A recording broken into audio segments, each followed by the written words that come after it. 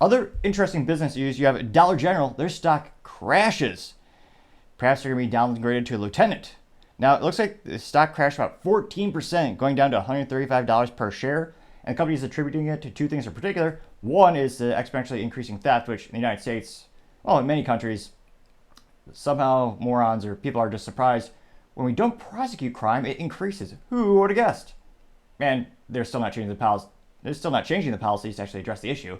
So it's only going to get worse. So they're saying we have a lot of theft at Dollar General, so that's going to be an issue. And then they're saying the pandemic handouts are coming to an end. So in the United States specifically, the government actually paid people more to stay at home and not work than to work, which, yeah, was terrible for the economy and the labor market. And it gives you a great example of dystopian future where everyone talks about ridiculous ideas like everyone getting paid just to stay at home and do nothing. Because, of course, then you become nothing, as we saw in the pandemic. People got paid to stay home and do nothing. Do they invent the new iPhone 25 or the new car? Or no, absolutely not. They just stayed and watched Netflix and other basically human vegetables in many cases. Not all, but an overwhelming majority, it kind of seems that way. Now, they expect their sales forecast to actually decrease in their outlook. They are changing their full year to rise between 1.3% and 3.3%. Previously, they were forecasting an increase of sales of 3.5 to 5%. So they're about cutting their expectations in half. That's going to scare the ever-living hell out of the investors who are putting money into this company, thinking it's going to increase and grow over time, and they're going to get a positive return on their investment.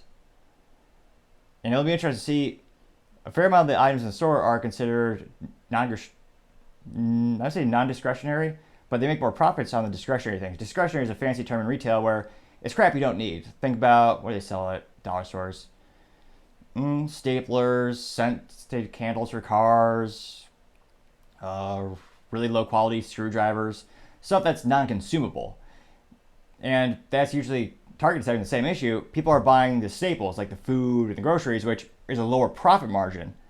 So those companies are struggling in many ways. That is also because of it.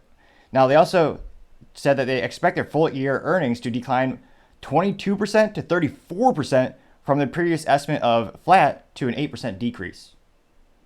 That is exponentially terrible for the company.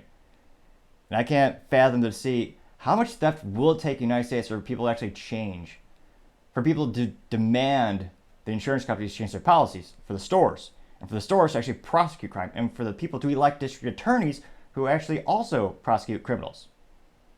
How much theft will it take? Target alone is looking at about $400 million in theft this year. It'll be interesting to see how. Let me know in the comments, how far do you think society goes to fall before they actually enact some discipline? It'll be interesting to see, but unfortunately, as Magic 8 Ball might say in this case, I venture to say outlook is not so good.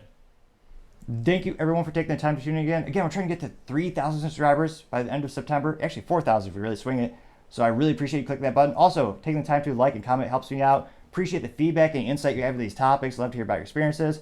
Also, and lastly, don't forget to tell your family, tell your friends, tell your coworkers, heck, tell your enemies, tell anyone and everyone. Just stay safe and fight the good fight.